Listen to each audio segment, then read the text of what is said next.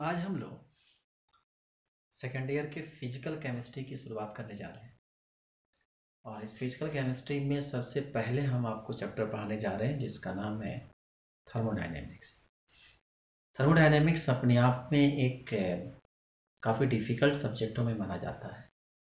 Subject क्या, एक part है, subject not a subject, part है ये।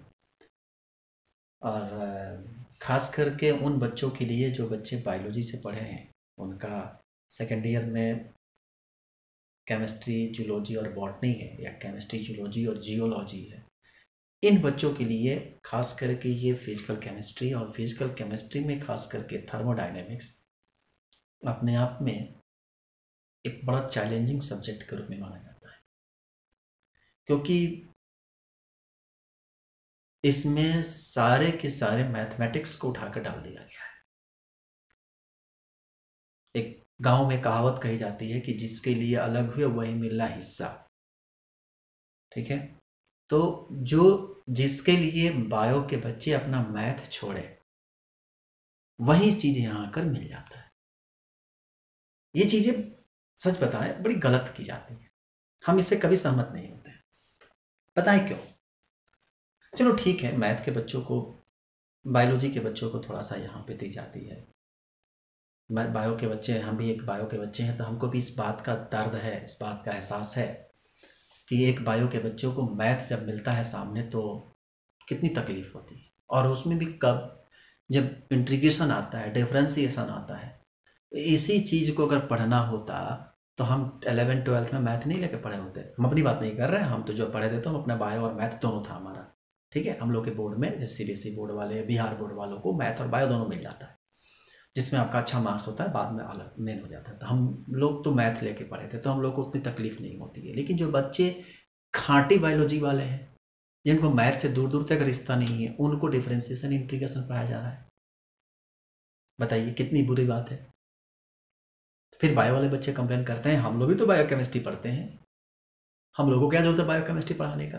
लेकिन हाँ, ये चीज़ें अच्छा लगता है। लेकिन बायो केमिस्ट्री वाले बच्चे जो हैं, जो मैथ के बच्चे हैं, जब आप बायो केमिस्ट्री पढ़ोगे तो वहाँ पर भी मैथमेटिक्स है, वहाँ पर ऑर्गेनिक केमिस्ट्री है, तो वहाँ तो चल जाता है। लेकिन बायोलॉजी के बच्चों के लिए ये फिजिकल केमिस्ट्री, या तो सॉल्यूशन हो, केमिकल काइनेटिक्स हो, केमिकल इक्विलिब्रियम हो, आयनिक इक्विलिब्रियम हो, यहाँ तक चल जाता है। मैथमेटिक्स उतना नहीं है यहाँ पर।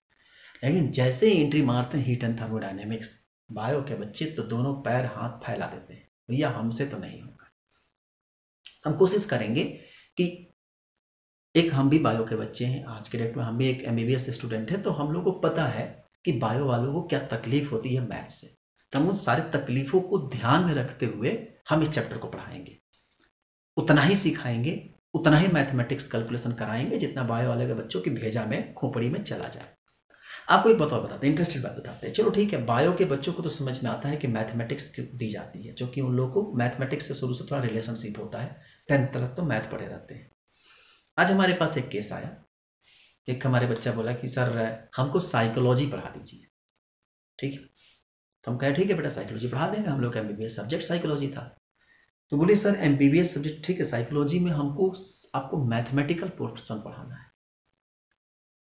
अब हम सोचे मैथमेटिकल पोर्शन साइकोलॉजी में, पीजी में जब जाते हैं साइकोलॉजी में, इतना हमको पता था कि हाँ कुछ है। लेकिन आज हम उसका सिलेबस देखें तो आपको 11th-12th लेवल का जितनी मैथमेटिक्स है, वह स्टैटिक्स, वो सारे के सारे उठाकर साइकोलॉजी में भर दिया गया है।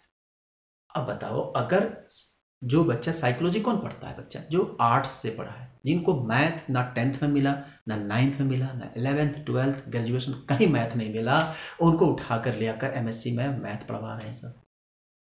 एमए जब करने जा रहे हैं तो वहाँ आपको मैथ पढ़ना है। जो बच्चे बीए कर रहे हैं, जिनकी इकोनॉमिक्स सब्जेक्ट है, उनको टोकरी भर का मैथ पढ़ना है।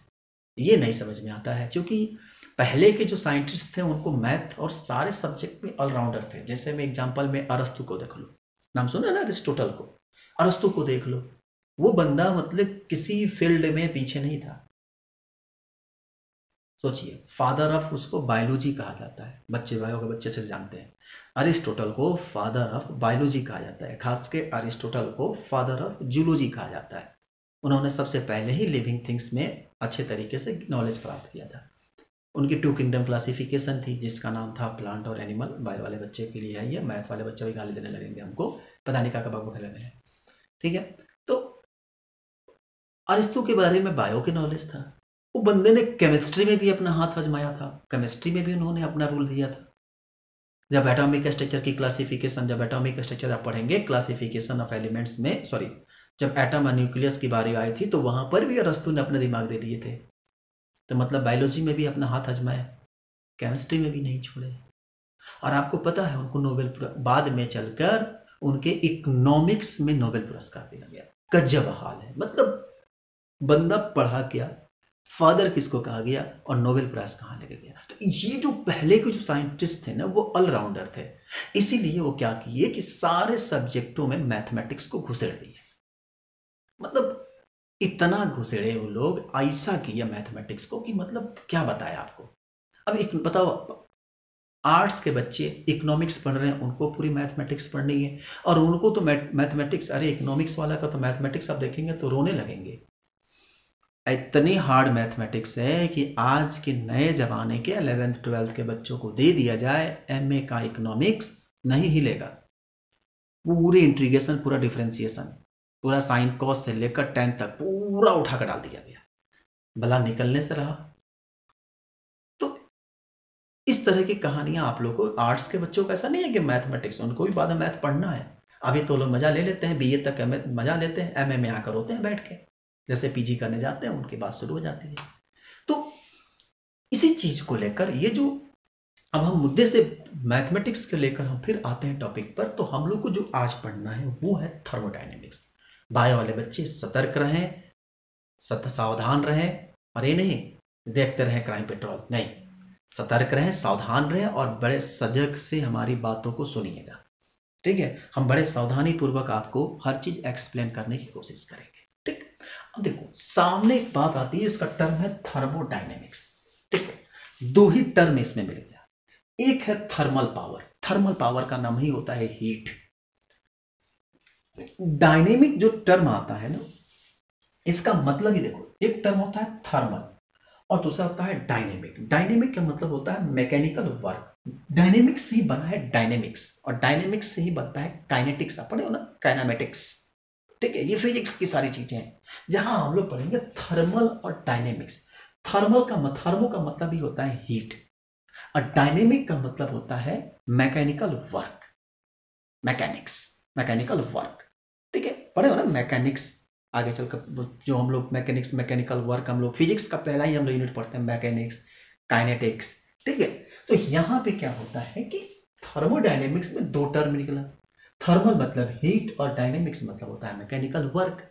ठीक, मतलब कि सीधी सी बात यहां पे घूम फिर के आती है कि जहां पे सिस्टम वर्क तो करेगा, लेकिन वहां पे वर्क करने के लिए उसे एनर्जी देनी पड़ेगी, हीट देनी पड़ेगी।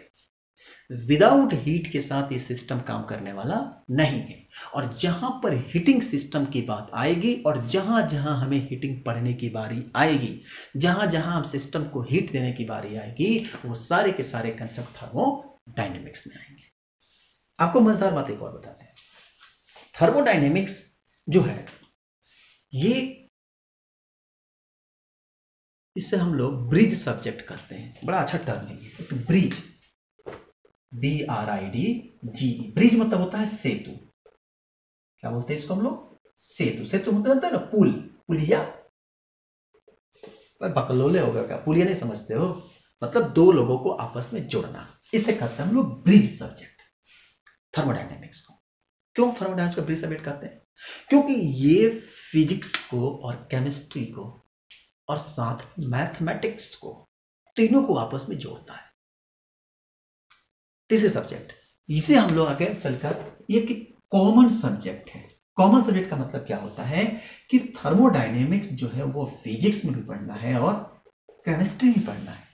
और मजेदार आपको बात पता है कि दोनों में लगभग सारे कंसेप्ट एक जैसे पढ़ने हैं, बस थोड़ा सा अंतर है। हम आपको आगे अंतर बताएंगे कि हम लोग जो सिस्टम और सराउंडिंग मानते हैं ना, जो सिस्टम, बाउंड्री और सराउंडिंग जो मानते हैं ना, बस वही अंतर आता है। हम लोग क्या करते हैं कि क्लोज कंटेनर को हम लोग सिस्टम मान के चलते हैं, ठीक है। लेकिन फिजिक्स कहता है कि सिस्टम जो है एक ओपन कंटेनर है, बस इतना ही अंतर है। Physics C for chemistry, C for एक क्लोज कंटेनर है जिसे हम लोग सिस्टम मान के चलते हैं, ठीक है।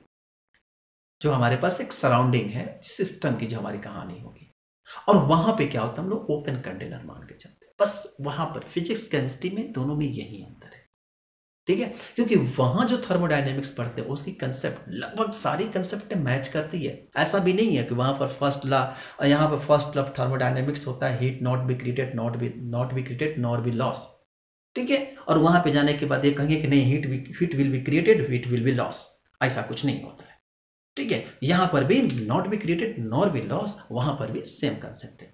ऐसा नहीं कि फिजिक्स का थर्मोडायनेमिक्स कहता है कि नहीं हीट को पैदा कर सकते हैं और हीट को नष्ट भी कर सकते हैं। ऐसा बोलोगे ना कान के जरिए एक थप्पड़ लगेगा, ऐसा कुछ नहीं होता है। यहां पर भी फिजिक्स के भी फर्स्ट लॉ ऑफ थर्मोडायनेमिक्स और केमिस्ट्री के फर्स्ट लॉ ऑफ थर्मोडायनेमिक्स दोनों बिल्कुल सेम है। ऐसा नहीं होता है कि वहां आइसोथर्मल सिस्टम होता है तो फिजिक्स कहता है कि आइसोथर्मल टेम्परेचर कांस्टेंट होता है और केमिस्ट्री कहता है कि भक भक। तुम ही जानते हो कैसे आइसोथर्मल क्या कहते हैं टेम्परेचर कांस्टेंट होगा, तो फिजिक्स में था ना, केमिस्ट्री में कहेंगे कि नहीं यहाँ पर तो प्रेशर कांस्टेंट होता है। तो ऐसा कुछ नहीं होता है, समझ में आया।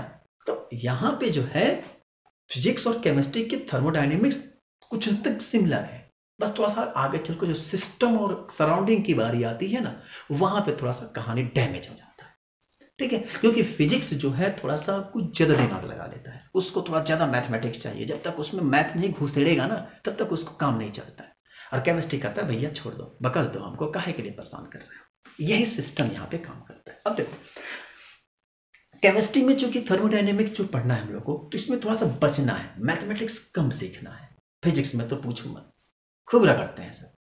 टीचर भी तो आते हैं और क्या करते हैं, कॉपी लेकर आते हैं। पीजी उजी में ज़्यादा मजा आता है। ग्रेजुएशन में हम लोग जब पढ़ते थे केमिस्ट्री तो वहाँ पे क्या होता था, टीचर आएंगे कॉपी पेपर लेकर आएंगे, बस देख देख लिख देंगे ये दिस डेट, चले गए, पता ना अपने पता चला ना उसको पता चला क्या पढ़ा है टीचर को नहीं पता चला, और हम लोगों का पता चला तो हम लोग जानते थे। अब तो कुछ समझ में आता है, लेकिन ऐसा नहीं होगा, आप चिंता मत करो। यहाँ एकदम मजेदार पढ़ना, मस्ती में पढ़ना, हर चीज ना समझ में आए तो नीचे कमेंट में हमको सीधा बताना ये समझ में नहीं आया। जो बातें समझ में नहीं आया कमेंट में सीधा ठूस देना, उसमें कमेंट में टुक टुक टुक टुक करना, देखिए ये समझ में नहीं आया, अगला दिन पढ़ा दीजिएगा, ठीक है। बिल्कुल पढ़ा देंगे, ऐसा नहीं है कि नहीं पढ़ाएंगे, ठीक। उसके लिए दोबारा पैसा आपसे नहीं मांगेंगे, फ्री में पढ़ाएंगे, ठीक है। बस हाँ, लेकिन अपने दोस्तों को जरूर बताइएगा कि थर्मोडायनेमिक्स शुरू हो गया है। अब देखो कहानी क्या है। अब चूंकि अब इसमें कई तरह के सिस्टम होती है। अब देखो जो भी हमारे पास सिस्टमेटिक तरीके से काम करेगा, अब जैसे मैं आप एक सिंपल से एग्जांपल ले लो, पोटेंशियल एनर्जी। पोटेंशियल एनर्जी क्या होता है, ड्यू टू पोटेंशियल पोजीशन। भाई पार्टिकल्स को ढकेलना, ढकलोगे तो उसमें एनर्जी खर्चा करोगे, ठीक है। तो पोटेंशियल में मतलब पोटेंशियल एनर्जी में कंसेप्ट क्या होता है, कहीं कोई बज रहा है जी, तो पोटेंशियल एनर्जी में क्या होता है कि पार्टिकल्स को पुश करेंगे, तो पुश करेंगे तो पार्टिकल की पोजीशन में क्या होती है, परिवर्तन होती है। और जहां पर पोजीशन में परिवर्तन आ जाती है उसे हम लोग कहते हैं पोटेंशियल एनर्जी। अभी आगे पढ़ाएंगे, लिखवा देंगे डेफिनेशन, घबराओ मत, ठीक। उसी तरह से हमारे पास होता है केमिकल एनर्जी। केमिकल एनर्जी क्या होता है, आपको पता है ना कि जब हम लोग केमिस्ट्री पढ़ेंगे तो केमिस्ट्री में क्या होता है कि जब केमिकल्स को मिलाते हैं तो एनर्जी निकलता है। कहाँ एनर्जी निकलता है, अरे निकलता है बुर्बक, कैसे हम बताते हैं तुमको। अरे देखो कैल्शियम कार्बोनेट CaCO3 देखे हो ना। अच्छा कैल्शियम कार्बोनेट है, अरे ये अपना कैल्शियम कार्बोनेट वहां नहीं जानते हो, CaCO3 को चूना पत्थर। अरे जब इसको हीट करते हो ना, हीट क्या करोगे, थोड़ा सा इसमें खाली पानी मिला दो, फिर देखो कमाल। ये नहीं हम बनारसी है भैया, ये देखो जादू का कमाल, डाले हरा निकला लाल, ये सिस्टम नहीं, ये पान वाला सिस्टम नहीं। इसको जैसे ही इसमें पानी डालते हो ना, ये कमाल दिखाता है और बनाता है कैल्शियम ऑक्साइड और CO2। और ये जो कैल्शियम ऑक्साइड होता है ना, खदकता हुआ रहता है, भद भद भद भद भद करता है, हीट होता है। कभी घर में चूना पेंटिंग होता था ना, चीनी बाबू अपने पापा लाते थे और ले आकर पानी में डाल देते थे, और जैसे पानी में डालते थे वो भट भट भट करना शुरू करता था और भदभदा के पूरा एकदम हीट निकलता था। उसमें जो धुआं निकलता था ना, ये धुआं CO2 था। समझ में आया, ये धुआं कैसा था, CO2 था, ठीक है। अब ये क्या होता है कि ये देखो, इससे जो हीट निकलता है ना, इसी हीट को हम लोग कहते हैं केमिकल एनर्जी। आई बात समझ में? अब ये कंटेनर बंद भी हो सकता है और एक कंटेनर ओपन भी हो सकता है। हम आगे सीखेंगे बॉडी किसे कहते हैं, सिस्टम किसे कहते हैं, बाउंड्री किसे कहते हैं, सब बताएंगे। ठीक, तो केमिकल एनर्जी इस तरह से क्या होता है, एक टर्म आता है रेडिएशन एनर्जी। पता है रेडिएशन एनर्जी किसे कहते हैं? ये भी बड़ा खतरनाक एनर्जी होता है, जिससे अल्ट्रावायलेट रे का रेडिएशन हो गया, एक्सरे रे का रेडिएशन हो गया, जितने विजुअल रे का रेडिएशन हो गया, मतलब जिससे रेडिएशन बड़ी खतरनाक रेडिएशन होता है। पता है ये भी हीट प्रोड्यूस करता है। एग्जाम्पल बताएं, ये इतना खतरनाक होता है, लोग क्या कहते हैं घर पे, पापा मम्मी बोलते हैं कि बेटा थोड़ा जाओ ना, सुबह में बैठ कर धूप में बैठो, बेड पर लेटे हुए, रजाई ओढ़े हुए, ठंडी का दिन है, समझ में नहीं आता है। मम्मी पापा क्यों चिल्लाते हैं? वो अपने भलाई के लिए नहीं चिल्लाते हैं, वो तुम लोग के लिए चिल्लाते हैं। क्यों? एग्जाम्पल, बहता हुआ नाले में बहता हुआ पानी, ध्यान रखना, एक नॉर्मल पानी जो बह रहा है रोड पे, उसे एक गिलास में इकट्ठा करो। तुमको बेस्ट एक्सपेरिमेंट बताते हैं, यहां पे ध्यान रखना। एक नदी का पानी या तालाब का पानी या बहता हुआ पानी है, ठीक है, उन्हें गंदा पानी ना हो, मतलब जिसमें पैथोजन हो, जिसमें करोड़ों पैथोजन हो।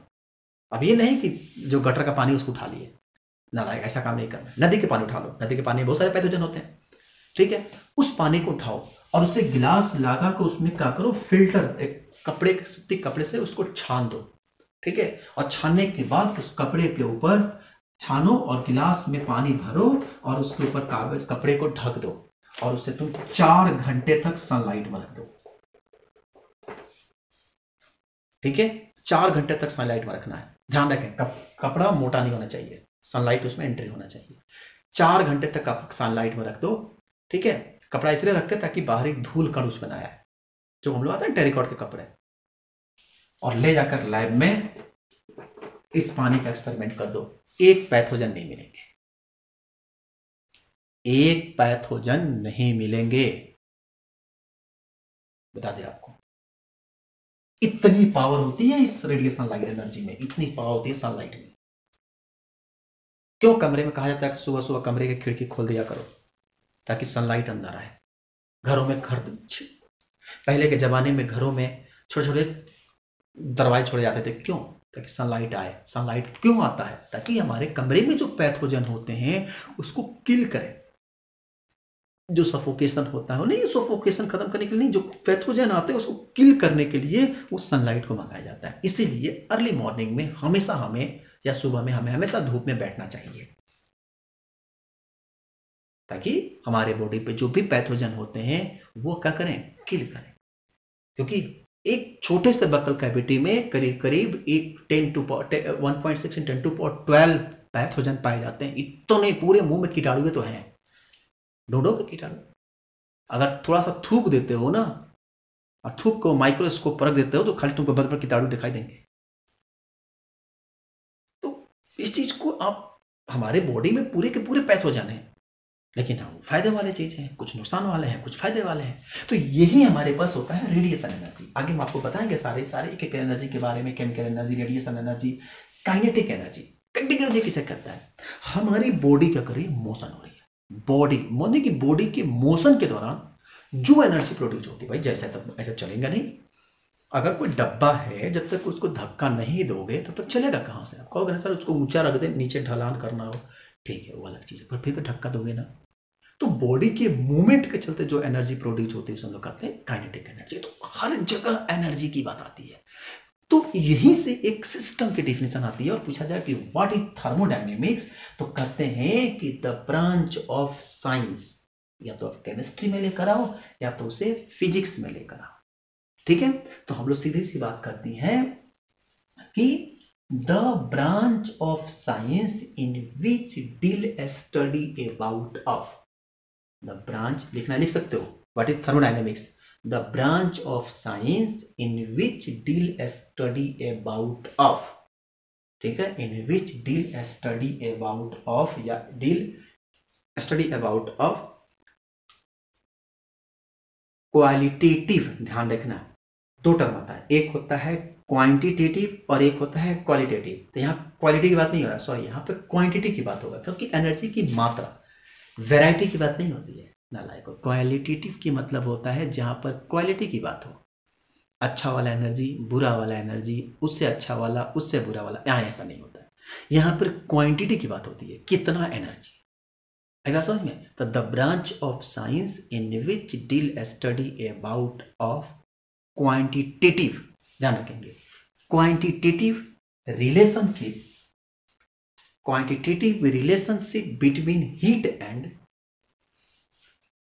And other form of energy, heat and other form of energy is called thermodynamics। क्योंकि सीधी सी बात है कि हीट से डिफरेंट सिस्टम की एनर्जी प्रोड्यूस होगा। मतलब एक हीट से कितना एनर्जी, रिलेशनशिप हम लोग प्रोड्यूस करेंगे कि हीट एनर्जी, जो कि हमारा थर्मो से नाम है क्या है, हीट। तो थर्मोडायनेमिक्स यानी कि हीट प्रोडक्शन से और बाकी सिस्टम की एनर्जी की क्या है, डिफरेंट काइनेटिक हो, केमिकल हो, रेडिएशन हो, स्टैटिक हो, जितनी भी तरह की एनर्जी है, इन दोनों के बीच में रिलेशनशिप कैलकुलेट करना। कितना क्वालिटी, मतलब हीट एनर्जी से काइनेटिक एनर्जी में कन्वर्ट किया, कितना हुआ, हीट से रेडिएशन में कन्वर्ट करना, हीट से क्या करते हैं, relationship between heat energy and kinetic energy, heat energy and radiation energy, heat energy and chemical energy, इनके बीच में रिलेशनशिप कैलकुलेट करना ही कहलाता है थर्मोडायनेमिक्स। तो इतना चीज तो होगा थर्मोडायनेमिक्स सिखाने। बोर हो रहे होगा हमको पता है, लेकिन बोर होने की जरूरत नहीं है, पहला लेक्चर है, थोड़ा सा हम ज़्यादा नहीं पढ़ाएंगे, कम पढ़ाएंगे, ठीक है, लेकिन जो भी पढ़ाएंगे सॉलिड पढ़ाएंगे, ठीक है। अब देखो क्या इंपॉर्टेंस है थर्मोडायनेमिक्स का। देखो बेटा, हमारे लाइफ में थर्मोडायनेमिक्स का बहुत उपयोग है। आप जहां भी जाओ आप कह सकते हैं कि थोड़ा मोड़ा केवल फिजिक्स या केमिस्ट्री में ही नहीं है, इसका उपयोग इंजीनियरिंग कॉलेज के बच्चे खतरनाक तरीके से करते हैं। पूरे इंजीनियरिंग क्लास होने की आप कह सकते हैं कि notes use in physics and chemistry, it's also use in engineering colleges. Engineering colleges में इसकी खतरनाक यूज होती है। थर्मोडायनेमिक्स में हम लोग मेडिकल कॉलेज में यूज करते हैं। कब? जब हम लोग रेडिएशन यूज करते हैं, जब हम लोग थेरेपी मारते हैं किसी पेशेंट को, जब हम रेडियोथेरेपी देते हैं। कब? जब पेशेंट को कैंसर हो जाता है, तब वहाँ पे भी थर्मोडायनेमिक्स का यूज है, ठीक है। जब हम लोग पेशेंट को क्या करते हैं, हम लोग जब किसी पेशेंट को आंख में ग्लूकोमा हो जाता है, जिसको हम लोग कहते हैं व्हाइट मोतियाबिंद, ग्लूकोमा का होने के दौरान क्या होता है कि पेशेंट का जो होता है वो हाई ब्लड प्रेशर हो जाता है, आँख का प्रेशर, जो हम लोग कहते हैं ऑकुलर प्रेशर, ऑकुलोमोटर सर क्या बोलते हैं, ऑकुलर प्रेशर बोलते हैं उसको हम लोग। तो वो जो आँख का जब प्रेशर उसका ज़्यादा हो जाता है, जो उसका प्रेशर का वैल्यू करीब 10 mmHg के ऊपर चला जाता है, तो ऐसी स्थिति में आँख पूरा लाल हो जाता है, ठीक है। तो उससे हम लोग जो उस स्थिति में क्या होता है कि पेशेंट को हम लोग रेडिएशन एनर्जी देते हैं, वहां पर भी हम लोग थर्मोडायनेमिक्स का यूज करते हैं। तो ये थर्मोडायनेमिक्स ना कहीं पीछा नहीं छोड़ेगा। फिजिक्स केमिस्ट्री में तो पढ़ने के साथ साथ हमें मेडिकल कॉलेज में पढ़ना है, जिसको हम लोग रेडियो एक्टिव चैप्टर, हम लोग का एक बुक है रेडियोलॉजी का, उसमें हम लोग पूरे थर्मोडायनेमिक्स पढ़ते हैं, ठीक है। इंजीनियरिंग कॉलेज के बच्चे भी थर्मोडायनेमिक्स पढ़ते हैं। तो थर्मोडायनेमिक्स का यूज हर जगह है, ठीक है। तो कहा कि इसका यूज सिर्फ यही नहीं, इंजीनियरिंग कॉलेज में भी इसका काफी अच्छी मात्रा में इसका यूज होता है। इतना ही नहीं, हम लोग हमारे पास किसी भी पार्टिकल्स की, जैसे इंजीनियरिंग कॉलेज में अगर कोई पार्टिकल्स जा रहा है, जेनेटिक हीट इंजन है, तो उसकी फ्यूल कितना देना है, उसकी कितनी क्वांटिटी में फ्यूल देंगे ताकि वो कितना हीट एनर्जी प्रोड्यूस करेगा। भाई देखो, पायलट चलाते हैं जहाज, उसमें पता रहता है ना कितना हमको फ्यूल देंगे ताकि वो कितना दूर तक काम करेगा, है कि नहीं। पूरी थर्मोडायनेमिक्स का यूज, ठीक है। हम लोग ट्रेन चलाते हैं, ट्रेन जो चलाते हैं उनमें भी देखा जाता है। गाड़ी चलाते हैं, जिनको सोचो, जिनको मैथ, फिजिक्स, केमिस्ट्री, बायोलॉजी का कोई नॉलेज नहीं है, अनपढ़ है, जिसे कहते हैं ना इलिटरेचर, उनको भी थर्मोडायनेमिक्स का नॉलेज होता है। जैसे में किसी को कुछ नहीं आता है, पूछे भैया तुम्हारी गाड़ी की क्या माइलेज है, कुछ नहीं भैया हमारी गाड़ी का 60 किलोमीटर 1 घंटा चलेगा। आप बताओ होगा ना कि नहीं, थर्मोडायनेमिक्स सीख लिया ना। 1 घंटे में 60 किलोमीटर चलता है, मतलब उसका 1 लीटर पेट्रोल जो है, 1 लीटर में 60 किलोमीटर चलना, मतलब उसका 1 लीटर पेट्रोल जो है 60 किलोमीटर गाड़ी चलाती है, मतलब वो भी हीट एनर्जी प्रोड्यूस हो रहा है, वहां भी थर्मोडायनेमिक्स है। तो ये जो है ना हर जगह है, ठीक है। तो ऐसी स्थिति में क्या होता है कि हर जगह कंसेप्ट, ये फैक्ट्री में हुआ है, जैसे हीट रेडिएशन कितना देना है, जैसे मैं आपको क्या सोलर प्लेट यूज कर रहे हैं, वहां पर भी थर्मोडायनेमिक्स का यूज होता है। तो जनरली जहां पर आप जाएंगे वहां पे जो है वह थर्मोडायनेमिक्स का यूज है। अब देखो, ये फिजिकल केमिस्ट्री हो, जैसे फिजिकल केमिस्ट्री में क्या लिखना पड़ेगा, क्या एक काम कर लो, लिख लो इंपॉर्टेंस ऑफ थर्मोडायनेमिक्स, 1-2 लाइन लिख भी लो, कहोगे कि कुछ लिखवाए भी नहीं। इंपॉर्टेंस ऑफ थर्मोडायनेमिक्स पहले लिखो, for detecting certain importance for detecting या फॉर डिसाइडिंग, लिखो सबसे पहले deciding certain important generalisation of physical chemistry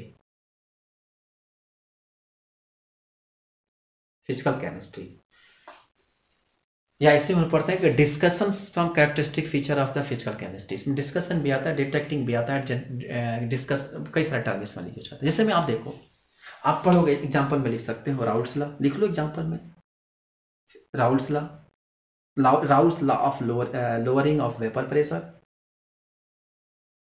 expression of elevation of boiling point, expression of elevation of boiling point, depression in freezing point, depression in freezing point, distribution law,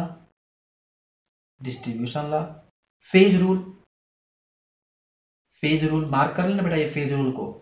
ये phase rule जो है ये इतना important topic है phase rule, जहां पर अब ये फेज रूल जहां पर एक फॉर्मूला आता है, क्या होता है F-5+2 एक फॉर्मूला निकाल कर आता है वहां फेज रूल NaCl का, CgCl का फेज रूल।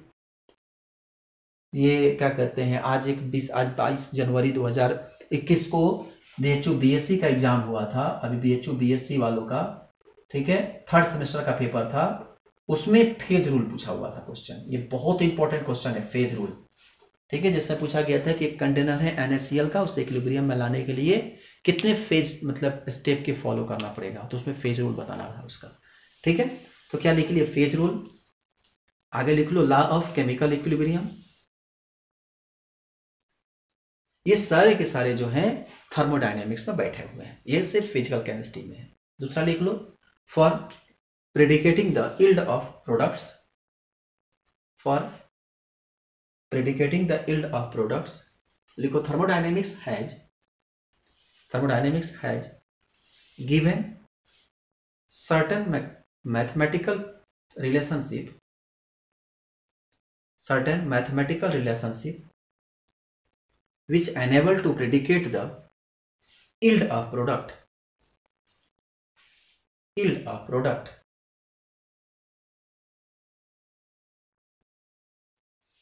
थर्ड पॉइंट में लिख लो for प्रेडिकेटिंग feasibility of particular process, for predicating feasibility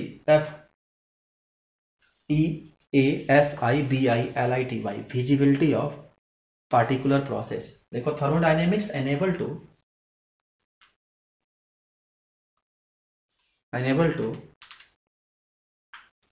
predicate feasibility of physical or chemical process under a given set of condensation, set of conditions, not condensation, set of conditions। हो गया भाई, डालो methods of studying thermodynamics। Methods, अब इसमें दो तरह के हम लोग मेथड पर, कौन से method important, method for studying thermodynamics को स्टडी करने के दो मेथड होते हैं।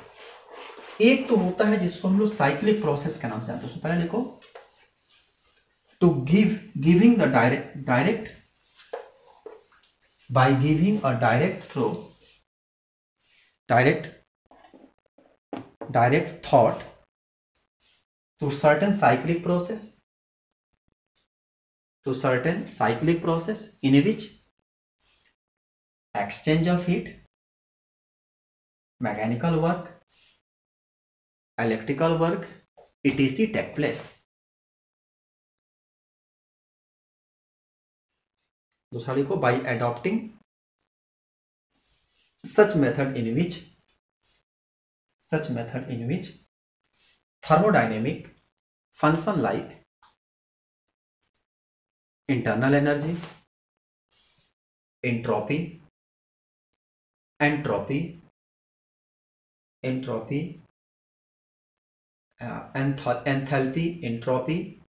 free energy etc।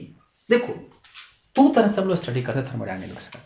एक तो कहते हैं हम लोग कि हीट जहां से चलता है घूम फिर के फिर वहां पर वापस लौट कर चले आता है। जैसे में हम लोग क्या करते हैं, बैटरी चार्ज यूज करते हैं ना, इलेक्ट्रिसिटी सर्किट क्या करते हैं, क्लोज सर्किट में करंट का फ्लो होता है। उसी तरह से मैकेनिकल एनर्जी एक फ्लो में काम करता है, एक साइक्लिक प्रोसेस अब आगे सीखेंगे हम लोग, जो क्लोज लूप का जो हमारे पास एनर्जी होता है, ये एक तरह का होता है कि साइक्लिक एनर्जी के रूप में। एक होता है कि जो हीट एडॉप्ट की जाती है, पार्टिकल्स की अपनी एनर्जी, जैसे हमें पार्टिकल्स की एंट्रोपी, पार्टिकल्स के फ्री गिब्स एनर्जी, पार्टिकल्स की एंथैल्पी। तो दो मेथड से हम लोग थर्मोडायनेमिक्स पढ़ेंगे। एक जो होगा जो है एक साइक्लिक प्रोसेस से पढ़ेंगे, जो साइक्लिक कहानी होगी, जो एनर्जी एक साइक्लिक प्रोसेस में मूव करेगा, और एक जो होगा वह पार्टिकल्स की या सिस्टम की अपनी एनर्जी, जो उसके अंदर स्टोर एनर्जी होगा, जिसको हम लोग कहते हैं इंड्यूज एनर्जी, या इसको हम लोग कहते हैं एडॉप्टिंग एनर्जी, जो एडॉप्ट की जाती है, उस एनर्जी को हम लोग पढ़ेंगे। इसमें होगा entropy, enthalpy, free Gibbs energy, ये सारे सिस्टम को दो तरह से हम लोग थर्मोडायनेमिक्स को पढ़ेंगे। ठीक है, चलो आज की पॉइंट की आखिरी पॉइंट लिख लो, limitation of thermodynamics. Limitation of thermodynamics लिखो, it's concern with properties such as pressure, it concerned with properties such as pressure, temperature, etc. by the matter in bulk, by the matter in bulk, that is with microscopic quantity, with microscopic quantity, not with microscopic quantity, not with microscopic quantity. It means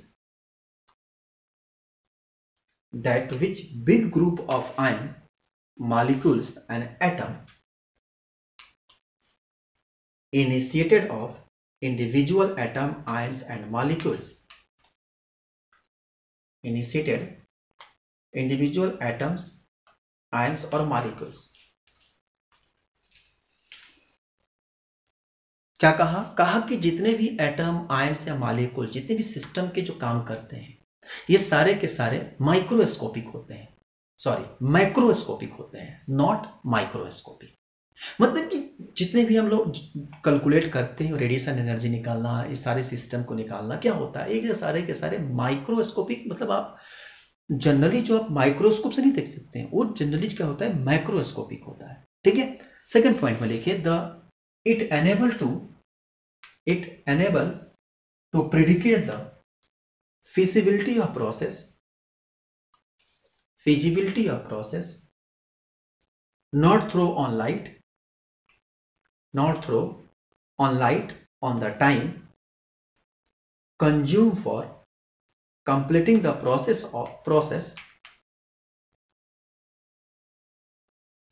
but throw no light on the time consumed from completing the process or rate at which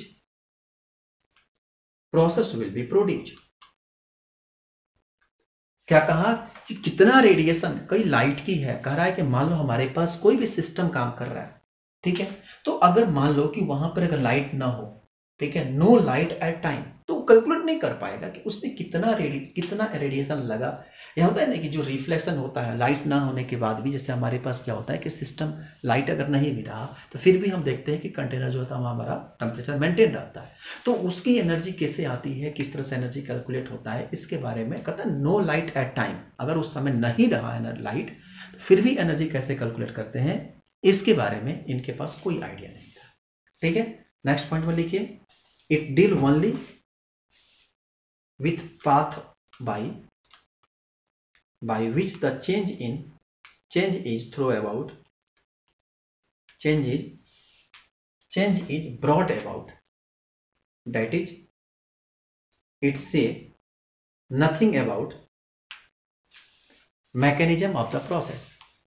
माने कि ये mechanism पर ज्यादा विश्वास नहीं करते हैं, कहते हैं कि सिस्टम कैसे काम करता है, उसकी मैकेनिक्स क्या होती है, किस तरह से काम करता है, वो ज़्यादा विश्वास ये लोग मैंने ज़्यादातर हर बहुत जगह पे ये थर्मोडायनेमिक्स एक्सप्लेन नहीं करता है। ठीक है, चलो ये थी आपकी बेसिक कंसेप्ट। हमें पता है कि इसमें बहुत कुछ नहीं पढ़ा है, ये लेक्चर आपका बहुत इधर तो गया, लेकिन हाँ बेसिक चीज़ें हम शुरू कर दिए हैं। हम अगले क्लास में मिलेंगे जिसका चैप्टर का नाम होगा एनर्जी। ठीक है, टॉपिक का नाम जो होगा नॉट चैप्टर, एनर्जी। एनर्जी पढ़ेंगे हम लोग पहले, ठीक है। एनर्जी पर हम लोग डिस्कस करेंगे, फिर उसके बाद कुछ डिफिनेशन सीखेंगे, फिर उसके बाद हम लोग आ जाएंगे सिस्टम किसे कहते हैं, बाउंड्री किसे कहते हैं, सराउंडिंग किसे कहते हैं, ठीक है। और वहीं से हम लोग की शुरुआत होगी थर्मोडायनेमिक्स की न्यू। कैसा लगा, अच्छा लगा कि नहीं लगा, अपने दोस्तों को बताइएगा, और अच्छा नहीं लगा होगा तब हमें कमेंट बॉक्स में बताइएगा सर आप ये गलती किए हैं, ठीक है। फिर मिलेंगे हम लोग अगले क्लास में, तब तक के लिए बाय बाय।